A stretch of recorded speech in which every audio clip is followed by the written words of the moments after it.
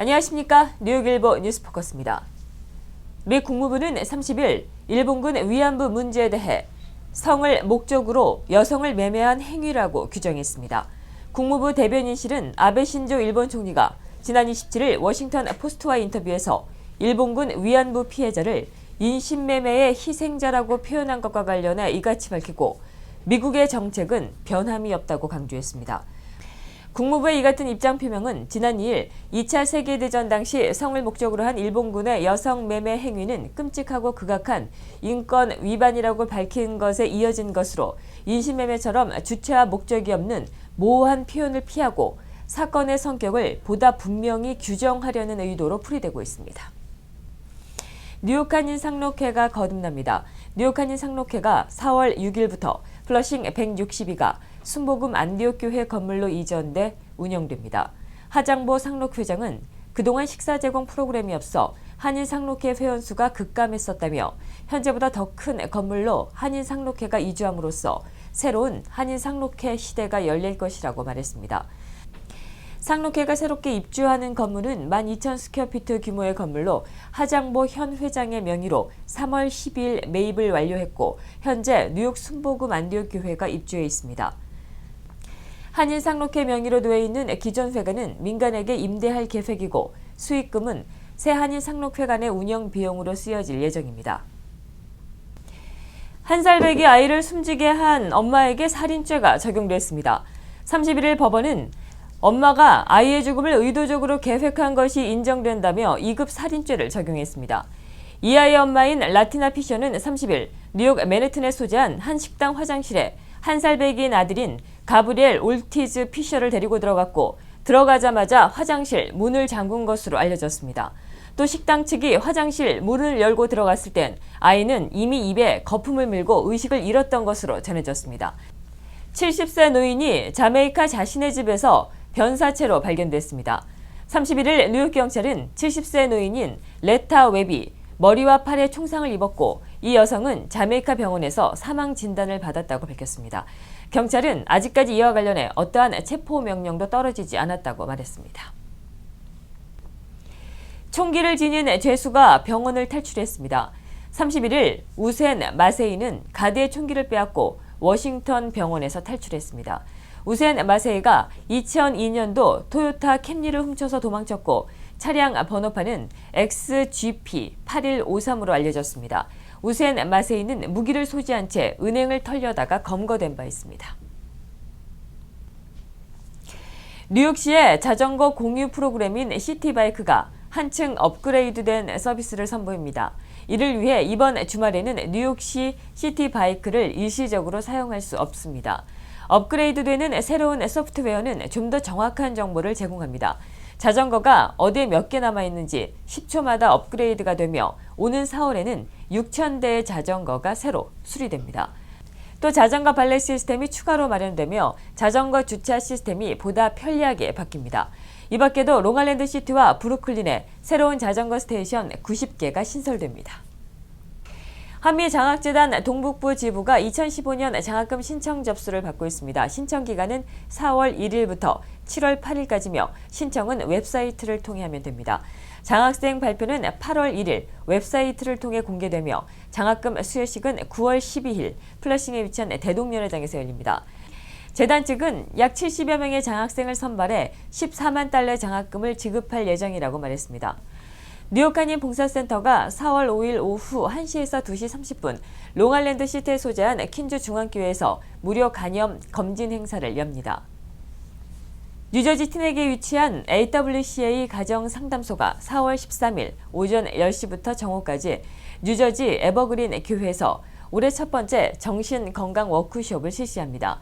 중독을 주제로 진행되는 이 강의는 윤성민 임상사회복지학 박사가 나서 심리학 관점에서 본 중독의 정의와 중독의 종류, 이에 따른 원인과 치료에 대해 전합니다. 워크숍은 무료로 진행됩니다. 서아프리카발 에볼라 진원지인 기니 정부가 에볼라 환자가 다시 늘어나자 시에라리온과의 국경을 봉쇄했다고 AP통신이 31일 보도했습니다.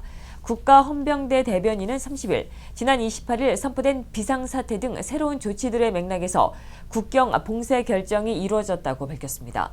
앞서 알파 콩데 기니 대통령은 지난 28일 에볼라 바이러스 발생 중심지가 해안 지방으로 옮겨갔다며 포레카리아, 코야, 두브레카, 보파, 킨디아에 45일간 비상사태를 선포한 바 있습니다.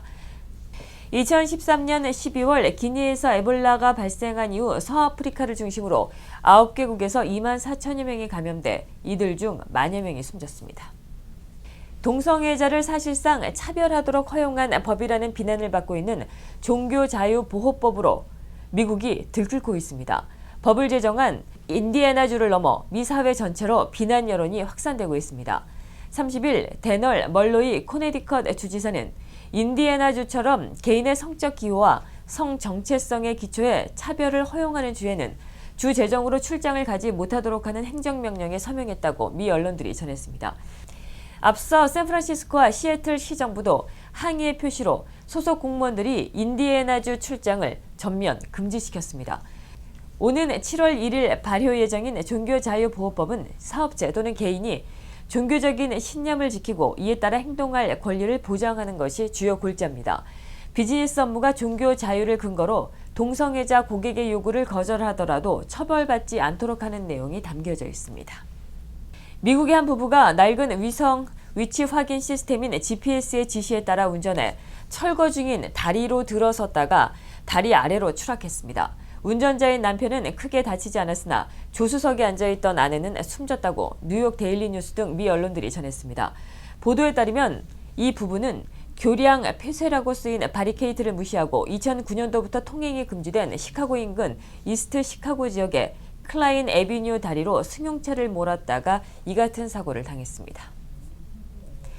미국의 어린이집 교사들이 시간당 급여 $15 인상 투쟁에 동참할 것으로 보입니다.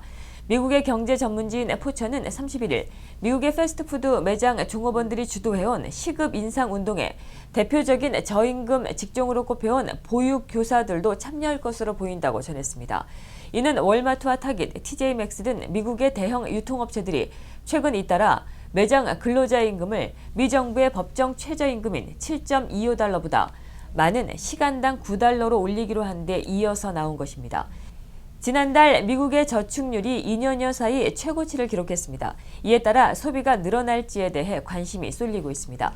미 상무부는 저축률이 지난달 5.8%로 2012년 12월 이후 최고치를 기록했다고 30일 밝혔습니다. 저축률은 지난해 11월 4.4%에 불과했습니다. 미국의 저축률은 2012년 말 기록적인 10.5%에 달했습니다. 지난 1월은 5.5%였습니다. 브라질의 헤아라 가치가 계속 약세를 면치 못하면서 브라질이 최대 생산국인 커피와 설탕 가격도 하락세를 이어갈 것으로 관측됐습니다.